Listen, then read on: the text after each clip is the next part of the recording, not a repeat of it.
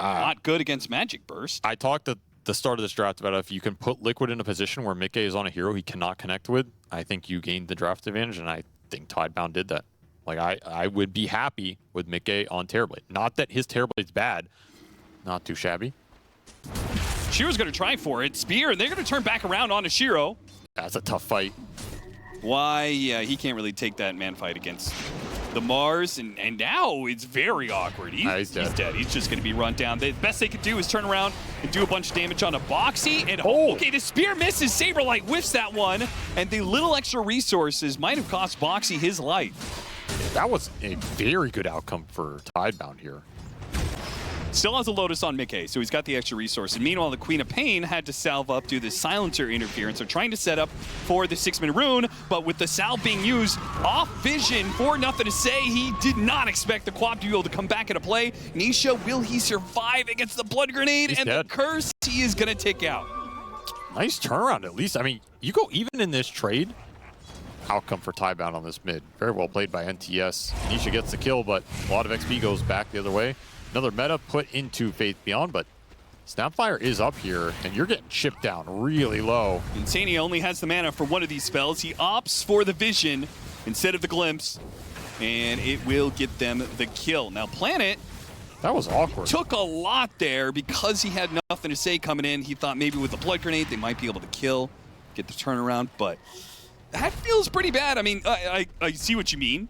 With the Earthshaker trade, you know, Sonic Wave being used, that's fantastic to trade out the mids, but now the Earthshaker has made a rotation to a side lane and not gotten anything there. He might and die. if he dies here, nothing to say his game. He's trying to get level 6 right now. He wants to be able to kill one creep and get level 6. He can't quite do it. A power shot comes through. It's not going to be him getting 6, but it will be Mickey dying for that kill. Maybe Insania too. Planet. He's got the cookie to hit the stun. Should get both here. Oh, maybe not. They have the Glimpse back, and they also have the Mars. Yeah, weird. Not TP. necessary. I don't know about that TP from Saberlight. Like, even if you get some arena on the Doom, are you killing? He's still going to get the arena on him. Okay, I guess it works the out. Spear, that is enough for the power shot to get the killing blow. And that part I actually do really like. This Wind Ranger kill shot with the Mars. You have to commit onto the Quap like the, you know, the cookie Echo Slam sort of idea, but Quap is a dangerous hero to do that to when you've got, you know, the bondage facet where you're turning damage, spell damage back around, and then you're life stealing off of that. The hero can be tanky and some of this magic damage. Bach, they give the kill to Nisha. You got to feel for the man. You're just getting ganked non-stop up here. Oh, careful of the range there. Can they get anything off of this one? Looks like the kill on a Y, though. Bach, oh no, he's still not level 6. They get the kill on Nisha anyways, though. Blocked out, combined with the silences. Another kill on Nisha. They are finding the openings on this Queen of Pain. That was a great sequence for Tidebound. They got everything off the stack. Yeah. That's Blink for NTS. They might even get another pickup here. Yeah, they'll get him. That's huge. 2 kills NTS is involved in. All the stack gold going to him. Blink done. He is the highest net worth. I feel like with the Blade Mail on Queen of Pain, things will be a little bit different, but Cookie into Doom. That's a big kill. Saw the frustration from Mickey. He knows he just gave up a freebie out of that pause. Yeah. And a freebie to the one guy who was really far behind in this game on that Doom. Like, that's so much recovery gold. Compared to the other offlaner of Saberlight, who also had very high experience, but he just ran over a trap, and Shiro, he didn't fully respect it, though. Nice global timing. Still got caught inside the arena. And holding out for the Spear. They finally hit that one. The Sonic Wave also being used alongside the Power Shot. The Power Shot nabs the kill. Now Tidebound get here for a punish. But a Static Storm over the top of things to make things difficult for Tidebound as they try and chase into it. And with all the TPs being on the tier 2, there's no apparent TP onto the tier 1. Nothing to say, jumps back in. Bach is almost dead though, and he's gonna be poisoned out. Should fall. Nice poke down. Kisses. Clean it up. They're landing. If they could get both Boxy and Saberlight, it would be massive. He gets one. Gets Saberlight. Boxy's able to run away, but it's the Queen of Pain dead again. Nothing to say. Finding all of the openings. What an arcane rune. And look who's back into play. This whole entire sequence started with them going on the Templar Assassin, and guess what? She's back. back for revenge. Give them the Wisdom Shrine. It looks like that's what's going to be happening. Liquid are making a move on the other side, and does Bach get greedy to try and take both? He can get both. Insania's not going to get here in time, but he might die for it. Static Storm doesn't go out fast enough. He already got doomed on the Queen of Pain. Can Tidebound do anything about that, though? The kisses come through. Global Silence, it gets popped as well. Double ultimates from the supports. It will net them 1 kill, and that is on Boxy's Wind Ranger. Tidebound have read it. Yep, good scan. And read it well are they baiting enough. it out? Bach, he's going to get blown up for this. He's tanky. The mech helps him survive, and if they trade out offlaners, that's still okay too. The glimpse back will ensure the kill, but that also puts the Disruptor in a bad position where Shiro easily cleans up. So 1 for 2. And if they can start to run at Liquid, this Disruptor pick can feel like a liability. Again, not the best hero at getting run at here. Saberlight looking for the Shaker. It's a nice arena. Got 2. With nothing to say, locked down in the Spear, can't even get off any spells, despite the Global Silence trying to stall things. And this is where things get nasty. Liquid run you over. They're the ones with the Disruptor. They can get the bonus kill. It's 3. 2 kills going to the carry, Mikke. Too fast. I'm gonna send illusions in. It's kind of awkward now. I mean, with constant power shots and the vision from illusions, but they got the Doom opening. That's a good find. Now that is a good Doom. That will hold down Roshan for you. You'll Doom this Queen of Pain every day of the week. They know where they're at, but also Tidebound are setting up in this area with some TA traps. They make their initiation, not quite getting an arena initiation. They go for it and do manage to get the spear onto 1, but nothing to say. It's already hit an Echo Slam on 2. And Nisha has to throw everything he has and nothing to say, and the kisses are still going to rain in on the 2 of them. A TP away from nothing to say. Talk about a Houdini act. He just disappeared in the middle of that team fight. He makes his impact and gets out safely. Super well played by him. Knowing that, do you think Team Spirit take another risk, another stab at a smoke? Or Team Liquid, another smoke play? Oh, look at that. Got the Doom. Global Silence in to run him down, doomed. That was super nice. Glimmer attempted TP, they had the vision. Yeah, that would have worked, though. It would have. Random sentry up top. Dude, Nisha just can't get a foothold on this game. It's Liquid not getting enough information to make plays. All their plays have been a little slow because the information isn't there as well. And Liquid historically has struggled with this issue, right? It was why PariVision was a thorn in their side early on to the season as they make the initiation. Oh, goodbye. They still haven't killed Planet thanks to his mech Glimmer. Sonic Wave, they still can't get him. What? They threw everything they had to finish him off. Okay, they're going to take away the Aegis, at least from the Templar Assassin, but everything else looks terrible for Liquid. That was not convincing at all. No. Can't even kill a simple 4-position snap. I mean, honestly, it's not the worst trade. Again, no Roche to claim if you win the fight. You're just looking for the kills. High ground available for Tidebound. Smoke right around. They make the... Okay. Nisha's just gone. And as much as Saberlight wanted to get a good arena out of the situation, it doesn't matter when your mid's already gone. They're still going to try and fight this out, I guess, but they get the... Oh, glimpse back. No. That Echo. Shiro, the Echo Slam is just destruction. That will wipe out the rest of the squad. 5 dead on the side of Liquid. Like, that neutral enchantment on any item for Shaker is just god tier. Got the double spear initiation, though. The shackle shot didn't actually put them together. They were tied up too close to one another. The Sonic Wave comes too late. Rift. They got BKBs and Global Silence out of Tidebound, but they get no kills. And in fact, they are going to be the ones to die here. And now the initiation. Oh, it's just too much. Tidebound just jumped right back in between the Doom and then the AoE stun from Bach. Once again, it's up to Saberlight to try and find the magical initiation. Shackle's on too. Maybe it's Boxy's turn. The double spear and a Sonic Wave combos together, and that will get 2. Is it going to be enough, though? Tidebound chasing after with a Doom out onto the Terrorblade. He's making a run forward with a Glimmer Cape on him. Can they find him? They've certainly found Saberlight. Nisha's doing his best with the Lotus Orb back on a Bach. They actually have a chance here. Never mind, teleport away. Oh, Cookie just shy, but he got the Infernal Blade to stop the TP out, and they found Mikke. They got everything out of it. Liquid hit everything you could want in an initiation once again, but they are just too far behind. Yeah, you're just down too much net worth at this point. any sort of shackle. He found Silencer Shaker in the river. Like, a spear back, but a punish from Shiro. Sonic Wave pushing him away, not going to be able to save the Mars. And Bach, well, he is so tanky, it has taken a while. Global Sounds put to use, the cookie given to him, Glimmer Cape, so many heals, he's out. A power shot, a shackle shot, Foxy, it's not going to be enough. He gives up his life to try and get a trade. And then all of a sudden, your Shaker was highest net worth. That stack fight was particularly bad for Liquid. That was another instance where they were like 5 seconds too late, right? Yeah. Straight up Echo. Now you've got the all-in potential for the Terrorblade 2. There are two ways they can go about it. You have a Doom Boxy. And they've killed both Liquid. Both ways. Another Doom. He out the refresher in the shop to get the second Doom. Oh, that was cheeky. That's a nice play. GG called. Tidebound. A very convincing victory in Game 1 over Liquid. That was a cool game from them. I saw what they wanted to do with this draft. I believed in it. I think it definitely had its weaknesses that were risky to play against Liquid, because Liquid are a very strong laning team, and they exploited some of it. They got the lane win top.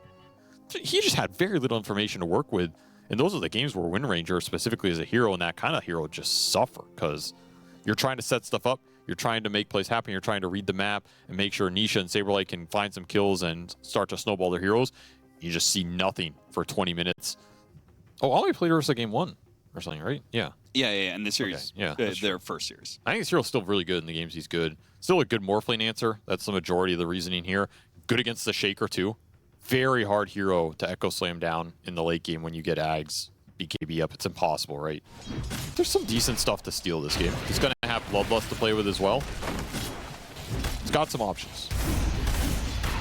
Always good to have options, and no options for Y in getting out of this situation. Body blocks? He will be run down despite the attempted body block from Shiro. First blood goes to Saberlight, and he will continue to stay level 1 with no abilities. Do you think this matchup is too advantageous for him? No, I don't think that's the issue, sadly. Going on to Y, once again, tag team makes even the tankiest of heroes fall in the laning phase. This is classic Western European Dota right here, the mid-tri lane. I mean, what happened last time, though? Ooh, still got hit by the Ignite. That's going to hurt. Oh, my. Amp damage. Brother. Get out of there. Ping, ping. Liquid's like, go, go, go. Let's kill this guy. But last time they overextended themselves, trying too hard to get the kill on Nothing to Say. Nisha doesn't get punished. Not quite yet. And Ignite goes out, a little bit more damage on the Nothing to Say with the glimpse. Might have been able to kill him. Nisha Nisha gets hit by an enchant totem hit. He doesn't get the kill. What did I tell you, brother? What did I tell you? You do not create an advantage position against this man. Picking up that DD, that was your death sentence. Assist into the Mickey kill, into the Wisdom Shrine, just like that. And that was an amp damage for Nisha didn't get to use. Nisha's pissed, man. Now just want to kill anything in the mid lane. I like the Bloodlust on the tower. That was... yeah, I mean, it's going to add up here, like, genuinely. But, man, what a blow for Liquid. That could have just been the game off that mid lane. Boxy still sticking around in this bottom lane. Makes short work of the Undying. Will come back in, though. I think the shards, like, messed his targeting on that blast, too. Unstoppable force versus immovable object. Unwinnable laner versus unbeatable laner. Nice shard. Good separation. He does have the shield. Nisha with his shield rune. Once again, tries to kill Nothing to Say. They get a glimpse back on him. Still not good enough, though. Zero is just too tanky for Liquid. You're also looking at this Echo cooldown, and you're right. Stat. Oh, man. Planet. There's a River Ward. They know about it now, but the damage is done. I like Boxy's reaction. He's like, touche, brother. That's what I was trying to do with Wind Ranger, but didn't work out so well. It did not. You gotta be careful fighting around these stacks, man. So hard to get into this stack situation once again. And if they're not careful, they're gonna get Echo Slam for it. Dawnbreaker is gonna come in, though. You got and the stack. This is the problem for the Earthshaker. You can make that jump, but if the Dawnbreaker drops the ultimate, you won't be able to kill that hero. The heals come in, the stuns goes out. A snowball pickup goes to the back line, hits the Ogre. They're trying to get as many kills out of this as possible. The Shard kind of blocks him in, though. Kind of awkward. Cookie given over to Bach. Mickey still chases after him, though. And hammer on hammer. The damage is ramping up. Shiro does manage to get that kill on the Dawnbreaker, and Mickey doesn't have enough to finish off the Undying before he falls. Dude, the levels coming in for Tidebound were so big there. They got 6 on the Undying. He's able to hit him with the mitts. They got 6 on the Snapfire if it was necessary at the end. Fast as the first game. No mega stack for NTS to take, and then he got dragged that bad fight. Oh! Get the rune either. Grabs it away from Nothing to Say. And Nisha, of course he's going to go for it. He wants this kill so badly on Nothing to Say. Oh, nice glimpse. Throws him away so they can kill the Tombstone, and with Shiro here, making sure the Undying wasn't a part of this engagement is massive. Shiro's still going to try and chase after Saberlight, hammer for hammer.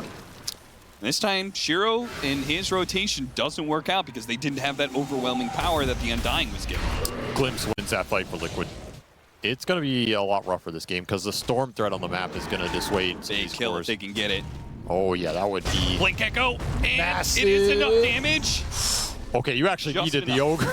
You needed the extra Ogre stun. That was close. To ensure it, but they're not going to be able to make it out. Not easily, though. Oh, snowball up to the high ground. Whoopsies. Boxy, he's not getting the extra damage, and it's taken a lot longer to kill Nothing to Say than they wanted to. Dawnbreaker Ultimate's going to come in. He needs a lot more. He hammers it down and finishes off the Earthshaker. Jump over from Nisha. He gets a little bit low. Got to be dangerous. Oh, he's not going to get away. The Ignite burns him out. And Boxy left for last up here on this high ground. 3 dead from Liquid off of that.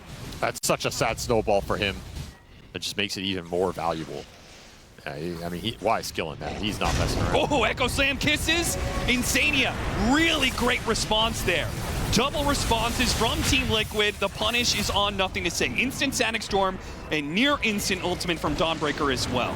Helm's back on a planet, but they're not actually convinced they can take this fight. If they can deal with the Tombstone, it'd be a lot easier. Mickey's going to deal with that for them, but here comes Shiro, and that is dead punish onto Mickey. That was a crazy overextension. You cannot get out. You might be able to catch Saberlight as well. No. First shock level 1, very long cooldown. I mean, if you find him at this point, it's the rest of the team is coming in from the side. He's going to stick around and try and kisses. Not a bad setup. Bach. Not a great spot for Tombstone just yet. He drops it now. Now that they get the initiation onto the Tusk, looks a lot better for him. Dawnbreaker Ultimate tries to come in with the Aghanim Scepter. It looks a little dicey. With the stun out on 2, it's going to be the Earthshaker dead without a spell cast from him. That's a lot of damage. The Tombstone is gone as well. Shiro hasn't been able to really find much outside of the kill on Box. He tries to chase after Mickey, doesn't get him. Nisha, he's got too much. An Arcane Rune to boot on top of the Soul Ring. Way too much mana there. Don't have Still every a scary fight. They have Shaker. You can just blind jump. As soon as Bach lays down this Tombstone, it's going to be dangerous. They actually threw it out, but he already had his ultimate going out. Mickey, he's going to bounce outside of the pit. It's up to Saberlight to try and grab it, or Nisha. The H is going to be on the ground. It's grabbed by Saberlight. He takes it away. Nisha has mana to work with, but the Tombstone goes on, and it's not a fight that Liquid can push through. Dude, Shiro was just like zoning 3 heroes. He's just having his own fight. All right, he's back. Clean him up. He just ran up the ramp, zoned like 3 Liquid heroes.